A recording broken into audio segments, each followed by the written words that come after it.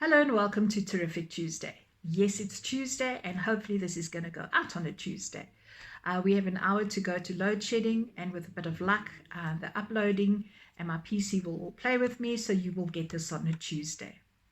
Thank you, Cape Town, for the weather. It's truly wonderful. As you can see, I'm already all cozied up here.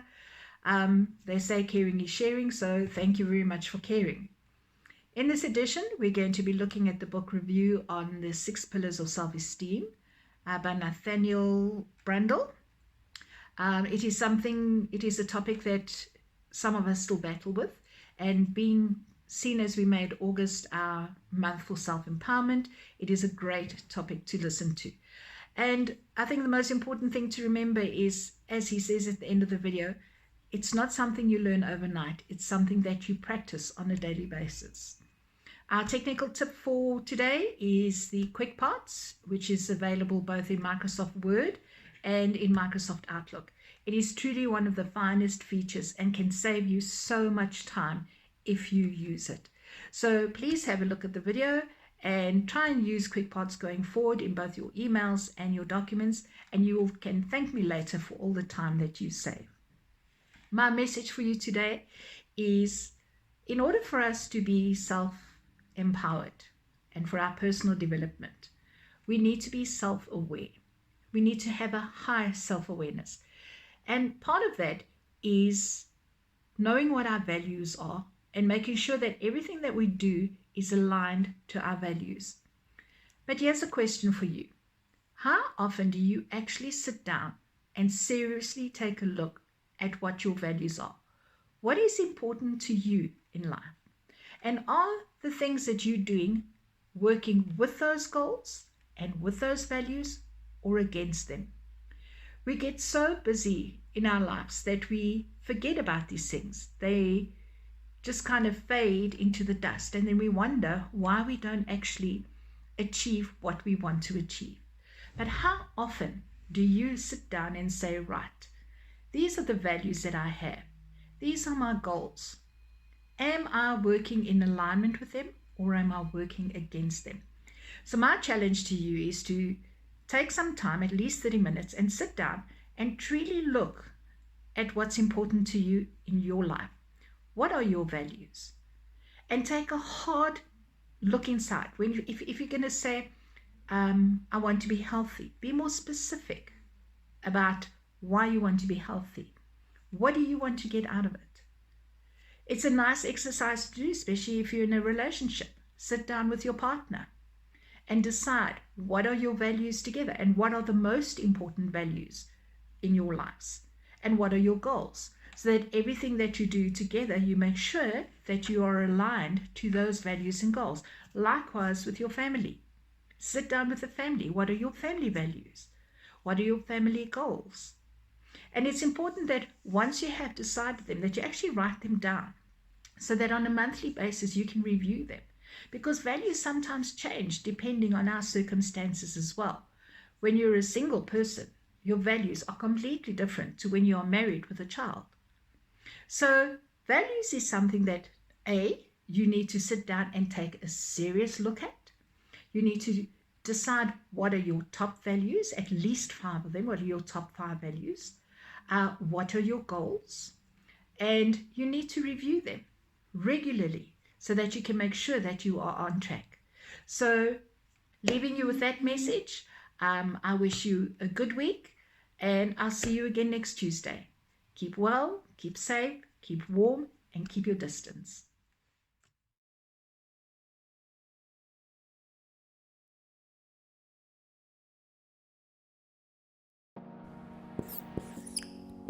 I want you to imagine 2 people. The first man wakes up and does his usual routine before work, and it's all a blur. He goes to work, and when he comes home, he isn't even really conscious of what he did. He starts eating the junk food he bought on his way home and watches TV while his wife tries to talk to him. Now imagine another man. He wakes up and tells his wife how thankful he is for their life. He drives over to his business and is passionately working to build it into something great. He comes home and he and his wife have dinner together while they stay present to the moment with each other. Out of these two people, which one do you think is going to have higher self-esteem? The first pillar is the practice of living consciously. Lately, my hair has been thinning. What I haven't done is this. How come John's hair isn't thinning? How come John has better genetics? Oh, and did I mention that John is also 6'4"? Okay, the reason I haven't done that is because that's a game you can't win. I promise you. I don't care who you are, even John can't win that game. What I have done is what anyone who's practiced building self-esteem in their life would do, and it is this. Improve what you can change and learn to accept what you can't. Improve what you can change and learn to accept what you can't. Now, let me address a common issue. There are people who think that self-acceptance somehow goes against self-improvement. It doesn't. In fact, self-improvement can only follow self-acceptance. If I didn't accept that my hair was thinning, I wouldn't start researching what the right haircut needs to look like for me, and I would end up looking like Bobby Charlton. The second pillar is the practice of self-acceptance. I know a lot of people who are so physically unfit that it jeopardizes the most important things in their life, like their health and their relationships. And when they get confronted about it, a lot of these people have learned a little trick that has been really trending lately. Apparently, everyone I know who is unhealthy because of a medical condition. Now, let me just be clear that I'm not saying that these conditions don't exist. I'm just saying that 19 out of 20 of these people don't have it. If you do not exercise, if you do not eat healthy, you probably shouldn't be going around telling people how you're overweight and unhealthy because of a medical condition.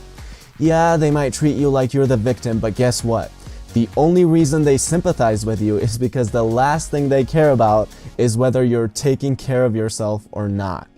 The third pillar is the practice of self-responsibility. I don't know of a single person who doesn't take responsibility, loves playing the victim, and also has high self-esteem. If I had a kid and I could only teach him one thing before he went to college, it would be how to stay authentic to his true self under pressure. Other than special occasions with my girlfriend where I'll have some champagne, I don't drink. I haven't found that to be something of value to my life. When I was in college, I would go out with my friends and there was always that thing of, come on, let's get drunk. And I was bad at a lot of things, but the one thing I was really good at was being really grounded in what I believed in. In fact, in almost every case, it turned into guys having respect for it and girls being attracted to it. Now again, I didn't say I sort of believed in it. It was fully standing for what I believed in, 100% unapologetic, and if that was a problem, everyone always knew I could just leave and go have fun somewhere else. I wasn't half-assing anything. The fourth pillar is the practice of self-assertiveness. Now, let me make it clear that asserting yourself doesn't mean lacking social awareness or being pushy. I didn't go to a party where I knew people would be drinking and start converting and preaching. Don't be stupid with this, it depends on the context. I'm going to act a little differently if I'm in a classroom environment than if I'm around friends. But I'm not going to go against my authentic self in either situation. If you meet an entrepreneur who is passionate about his business, and if you also meet a person who is indifferent towards his regular job, the entrepreneur will almost always have higher self-esteem. Why is that? Because the entrepreneur is the modern-day warrior. Just like the warrior has a strong sense of purpose and lives to conquer, so does the entrepreneur.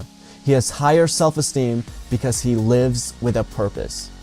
The fifth pillar is the practice of living purposefully. And finally, the sixth pillar, the practice of personal integrity. Notice how I said personal integrity, not someone else's integrity. I went to a military academy and there were thousands of rules I had to follow, and I broke most of them, and it didn't bother me at all or affect my self-esteem in any way because those weren't the things that went against what I believed in. But if I act against what I believe in, my inner voice will tell me how I'm worthless over and over again.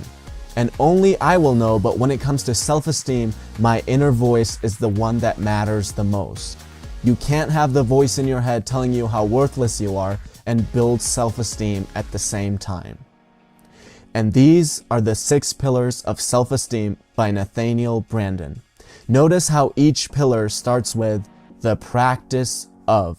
Self-esteem is not something you build by reading a book or watching a video.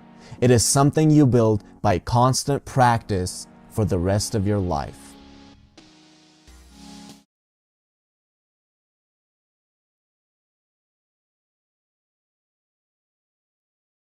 Now, the other nice feature, building block that is really nice to know about, is your Quickpart. Now, Quickparts, I love. Everybody who I've shown Quickparts to has come back to me and said, you know what, it's the best thing since sliced bread. And I tend to agree with them. A Quickpart is any type or form of text or any length of text that you want to be able to recall into your document very quickly. Now, copy and paste is always a good idea. But guys, really, if you're copying and pasting, it is not a good thing. You copy across mistakes. You make mistakes. You hit the space key by mistake and don't realize you've hit the space key and your text is incomplete. I can go on and on about the endless problems you can have with copying and pasting. Do it once. Type up your piece of text once. Save it as a Quickpart. And every time you need it, you can simply call that Quickpart in. Now, I'm going to give you an example here. I'm going to just quickly copy something from another document. And I'm going to paste it into this document. Okay. So now I have this text. Now, let's just assume that this piece of text I'm going to put in more than one document. I don't want to have to retype it. I don't want to have to copy and paste. I simply want to bring this text in. So how can I do that? Very easily. I'm going to highlight the text. I'm going to go to my Insert tab. And I'm going to go to my text block, which then gives me something called Quickparts. I'm going to click on Quickparts. And my very last selection here is Save Selection to Quickpart Gallery. I'm going to click on that. It brings up my Quickpart block. And it says to me, give this a name. And I'm going to call it, as it says there, Self-Care. I'm not going to change anything else. I don't need to. And I'm going to say, OK. Now, every time I need that same paragraph in my document, instead of retyping, instead of copying and pasting, I'm simply going to go to Insert. I'm going to go to my Quickparts. And I'm going to say, I want self-care. And it's automatically going to bring the text in for me. It has been corrected. It's been checked. I don't have to worry because I know the text is right. Now, the beauty about Quickparts is there's no limit on the text. You can put pictures in. You can put page breaks in. You can put an entire document. I had a wonderful exercise that I did for SACWA where I had to type up documents. But there were certain pages that were identical in every single document. Now, copying and pasting is great when you're doing one, but when you're doing 50 documents, no, copying and pasting doesn't work. So my first step was to look at the document and see which pages were the same and set them up. Check them for spelling, check them for layout, check them for everything. Then save them as a Quickpart. As I typed the documents, whenever I needed that specific appendix or page or diagram, I would simply go into my Quickparts, pick it up, and insert it into the document. I cannot even begin to tell you how much time it saved me, even from a checking point of view, because I knew if I checked it once and it was correct, every time I pulled it into my document, it was going to be correct. Now, the nicest thing with Quickparts as well is that you find it in email. You can also use it in email. Now, once again, you send out a list to 20 people and they all respond to you and you send them the same reply. Thank you for your response. We will get back to you with details shortly. You can save that as a Quickpart and just call it up every time you need it. So both in your Word documents and in your Outlook, Quickparts can be extremely useful and a huge time saver. So I hope that while I was talking, you were thinking about where you could use this. And the places are just enormous. So please go and try it. Every time you type the same thing over and over again, think, Quickpart. Let me store it. Call it up immediately. Hope this helps you. Till next week's technical tip, have a good week.